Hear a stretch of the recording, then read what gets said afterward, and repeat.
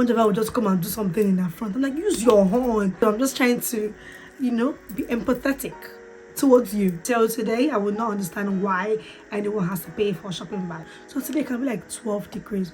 Tomorrow is like 0 degrees. Like, how did we get here? English not be English. This English get levels. Whether you're rich or you're poor or you're over rich, tap one tap. Just go into the road.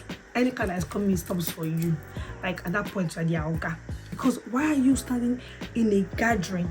People are waiting for bus and you just feel like you want to smoke. There's no day you go out and someone's not smoking close to you.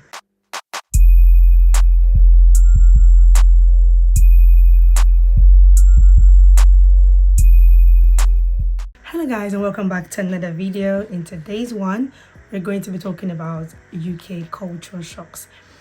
I know I should have done this video quite earlier because I've been here for quite a while, but I just wanted to talk about like the culture shocks. Some things are still like a shock to me and I'm still getting used to some of them, so I wanted to share them with you.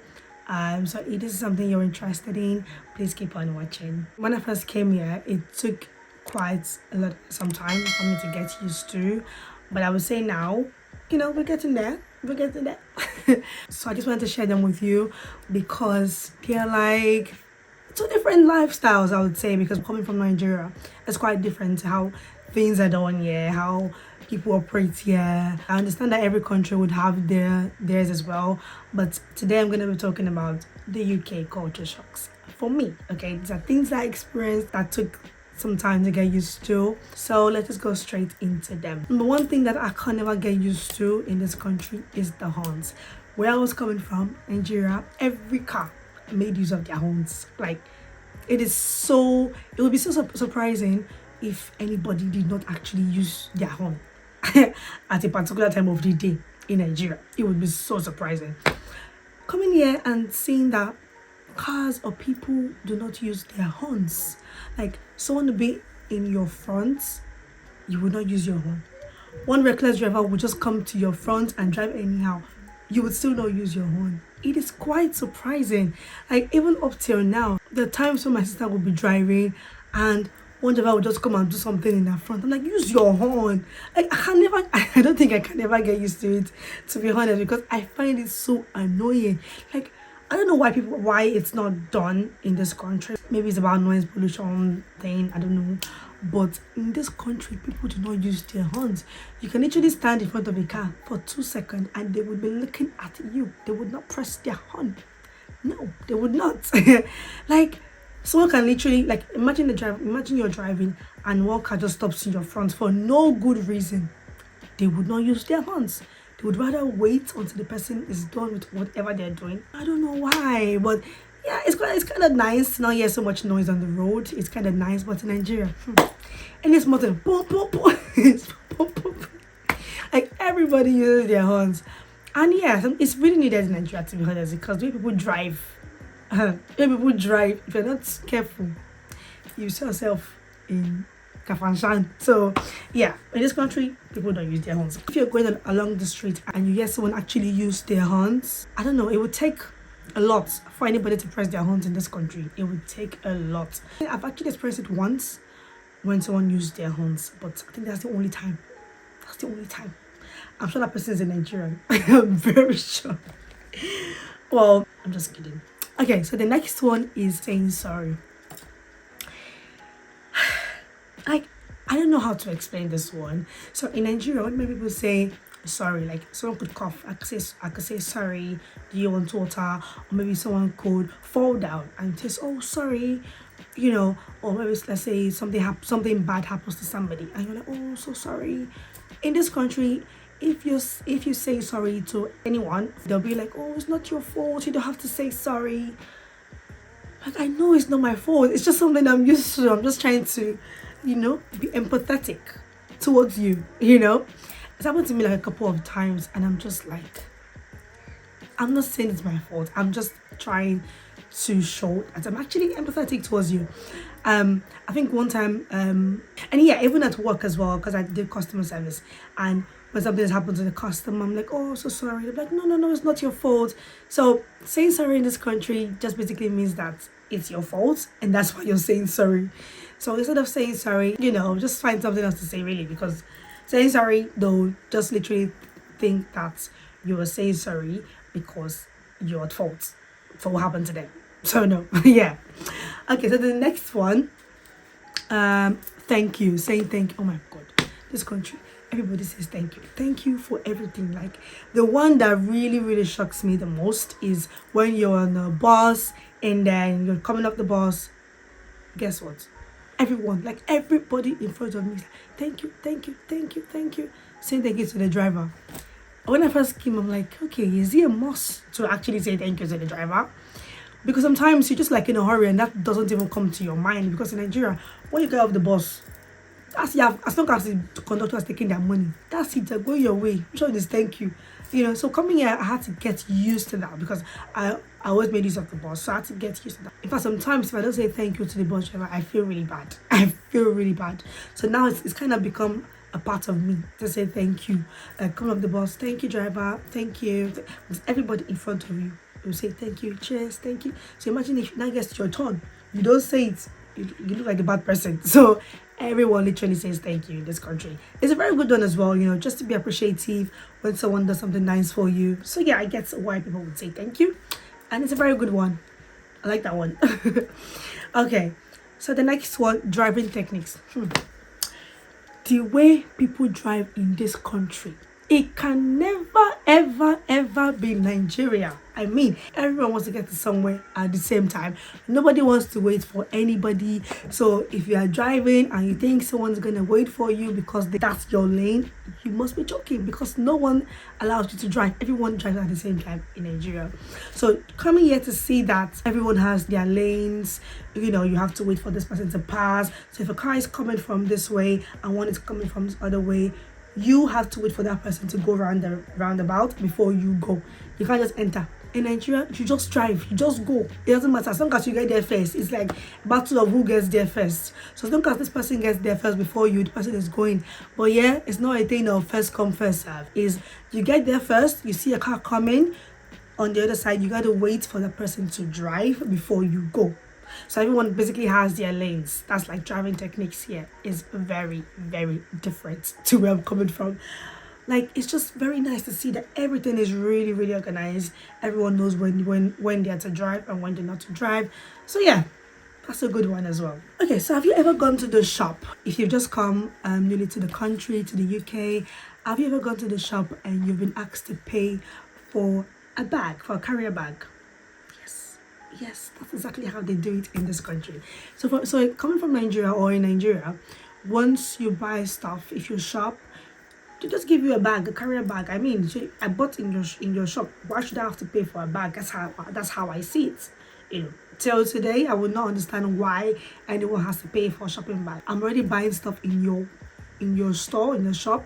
You've already made money off me. You still want to make money off me for a bag that I believe I am entitled to. That's how it works in this country. If you go shopping, sorry, it's either you get a bag from your house, or when you get to the store, you buy a bag. And no one is going to give you a bag for free.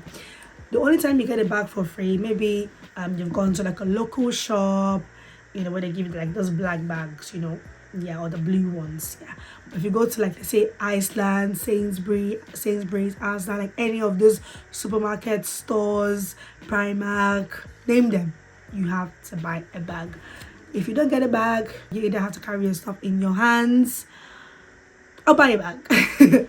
At worst case scenario. So yeah, that one was a bit that one was like the biggest one for me. I'm like, okay, why do I have to pay for you to give me a bag after buying stuff in your store? It still doesn't make sense to me. So what we do, if we're going shopping, we just get a bag from the house and go. That's the reason most people have like the shopping bags, this trolleys, like a mini bag, like a stroller bag. I don't know how to call that, what it is. Like a shopping bag anyways, where you can just push the bag. That's what most people use. That way you don't have to get like a bag from the store. Once you buy your stuff, you just put it inside your bag, your own shopping bag. So yeah, another thing is the weather. See, if you've ever heard about the UK weather, they did not lie. They were not lying. The UK weather is one of the most mysterious weather I've ever seen in my entire life. The UK weather would confuse you.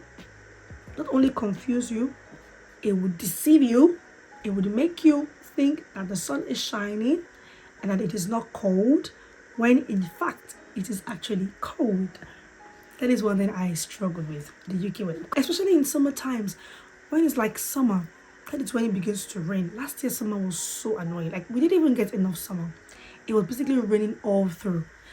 Number one, summer did not start on time, and then when the sun managed to come out during the day, it will not rain. Sometimes it will be hot. Next minute, it is cold. So imagine leaving your house with a very nice top like this, and you get outside and it's cold. Sometimes you would even get outside and the weather is actually warm and nice. Guess what? Around 3 o'clock or 4 o'clock, it's getting cold. Tell me why. Why can you not be hot if you want to be hot? Why can you not be cold if you want to be cold? Why do you have to be hot and cold at the same time? That is exactly the UK weather. The UK weather has a mind of its own. You can never ever predict the weather. Now it can be sunny, the next minute it is raining, or 1 minute it is raining, the next minute it is sunny. It's like this. So you gotta work with the weather. If the weather goes like this, you go. If it goes like this, you go. If not, so now I don't think anybody can ever get used to the UK weather. Even the British themselves, I don't think they are used to the UK weather, to be honest, because why are you hot 1 second and cool? Like, you never can just predict the weather. Right now, today it's been raining non-stop. So today can be like 12 degrees. Tomorrow is like 0 degrees. Like, how did we get here? How did we get here? So the UK weather is a very, very unserious weather that has a mind of its own. So you just gotta go with the flow. Okay. Now to the next point, smiling to a total stranger. This one here, I'm still getting used to it as well. This one, oh my god, they basically smile for no reason. Like, people just smile to you for no reason. Like, why are you smiling to me? Like, it was so difficult for me to get used to it. So any random stranger can just smile to you at any point of the day, and you are actually expected to actually smile back. It's just a way of just acknowledging the person. I think that's what it is. So if you're walking on the road, sometimes maybe you have a child with you, and let's say someone is just coming the other way and they're looking at the child, they would expect that you would also look at them and give a smile, So yeah, like when I first came here, it was so hard for me to understand. See, English don't be English, so this English get levels. As in, English has levels. It got to a point where I have to actually open my ears well to understand. Right now it's better. When they come up to me like that, no, I know they like I do. It was a struggle, to be honest. It was a struggle. The British, they're very nice people. They like to smile a lot, they like to talk, they like to engage people, which is really nice. I think that kind of helped me as well to actually be free with people, to actually open up myself to people, to make friendships, to be confident when I speak to people. If you're going out to a setting, you're in the midst of strangers, it's helped me to actually talk to people that I wouldn't, that's not something I would do on a normal day. So yeah, it actually builds you to be confident, because when someone comes up to you to talk that way, you need to respond back. So yeah, it kind of builds your confidence as well. So that's, yeah, it's a good one. Another one is, I found out that in this country, I found out that people drink tap water. Tap water is the norm in almost every home. Tap water is the norm. Trust me. Coming from Nigeria, drinking tap, like if you're drinking tap water right now in Nigeria, it means that you actually don't have money to buy pure water.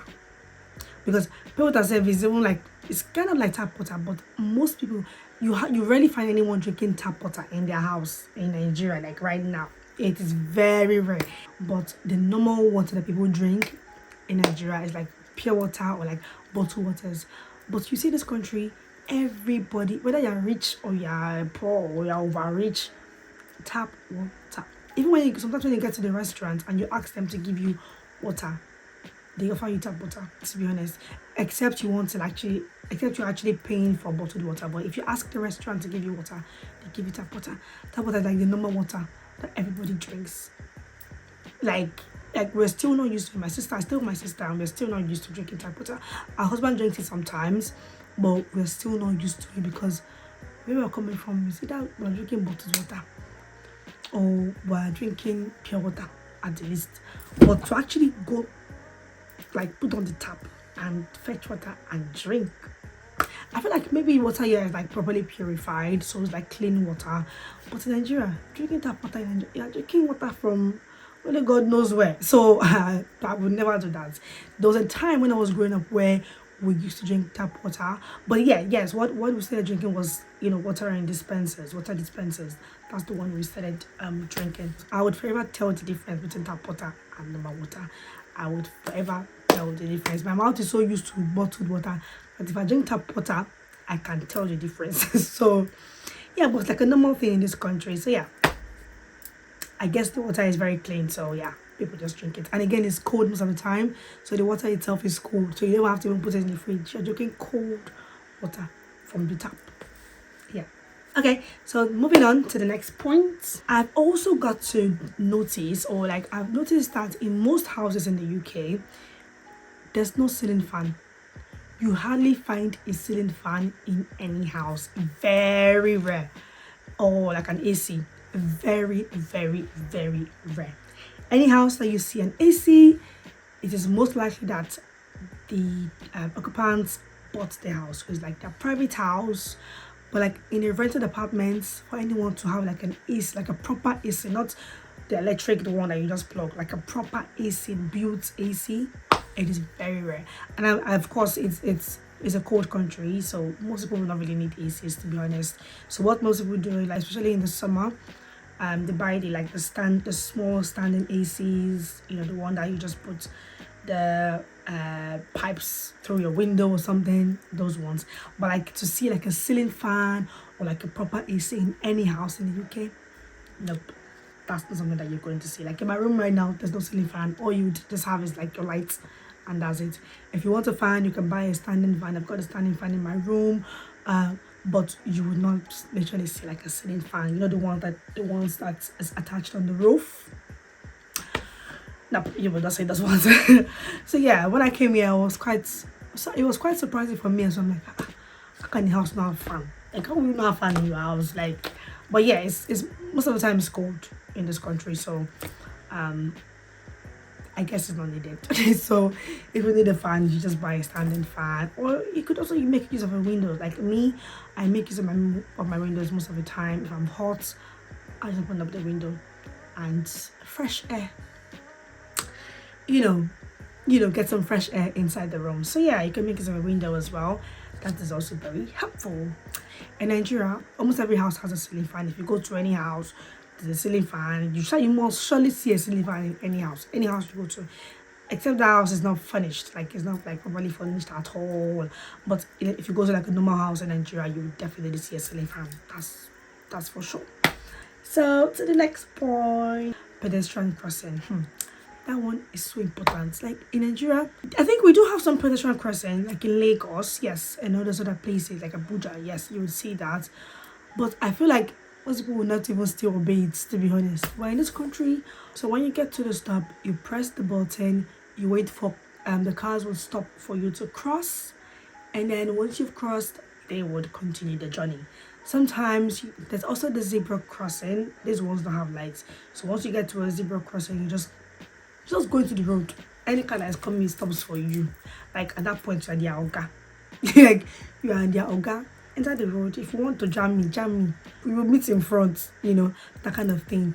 Like I love those ones. It just gives you that confidence. Like when you get there, oh yeah, cars, pause, take a chill pill, pause. You know, those ones are like really cool.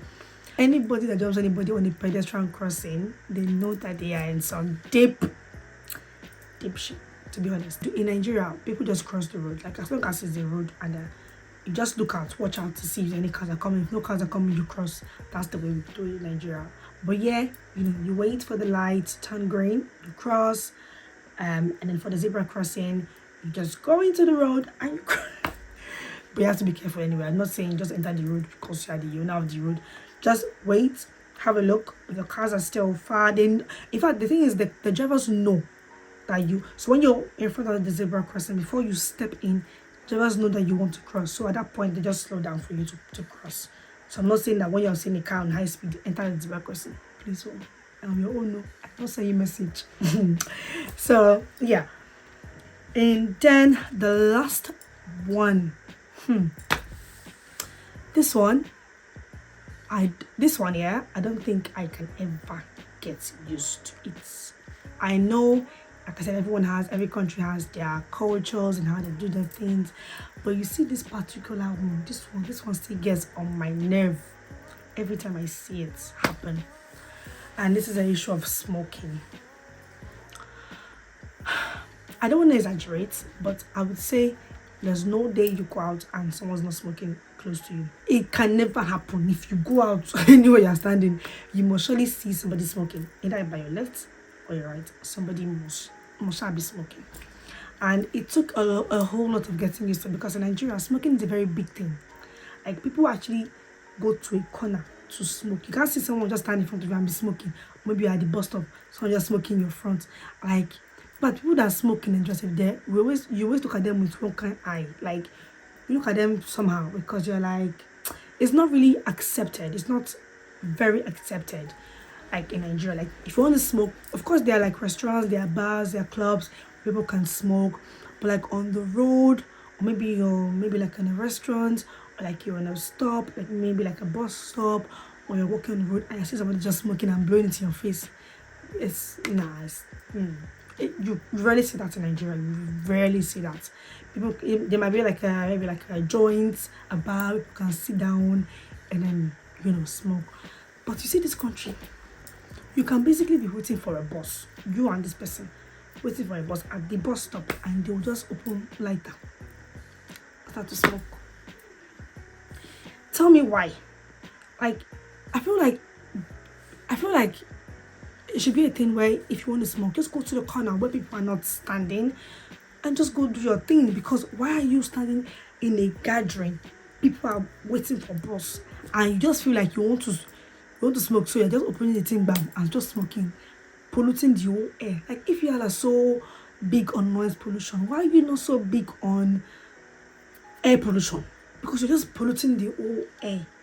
Like, it's so annoying, especially when you don't smoke. Like, if I smoke, maybe I wouldn't really see much in it, but I don't smoke. Like, the smell irritates me. I don't think I can breathe when anybody's smoking around me. I don't think I can. I will literally have to run away. That's how bad the smell actually chokes me. So to see someone just come to my front and just open and just start blowing into my face, that's something I'm still getting used to be honest. I just feel like it should be done in a respectful manner. Acknowledge that people are there who may not be smokers and who may also maybe have health problems that your smoking would not be beneficial to. I just feel like people should just be aware of their environment. So yeah, I'm still struggling with that one, to be honest. Like, on Wednesday I went swimming and one of the receptionists came out to smoke. Like, I was standing there, I think she was somewhere in the corner, and then she just came to my side and just blew the whole thing. I'm like, Jesus Christ. So so if you're coming to the UK for the first time and you're seeing people smoking here and there, don't be so shocked. That is how it is here in the UK. Almost everybody is a smoker. I'm not saying it's a bad thing, but I just feel like people should know when to do it and where to do it. So yeah, so we've come to the end of this video. I hope you enjoyed watching. If you did, please give it a big like and don't forget to subscribe to my channel, to join the family. Okay, let's get it going. Don't forget to also turn on your post notifications so you get notified when I post a new video, and I'll see you guys in the next one. Bye.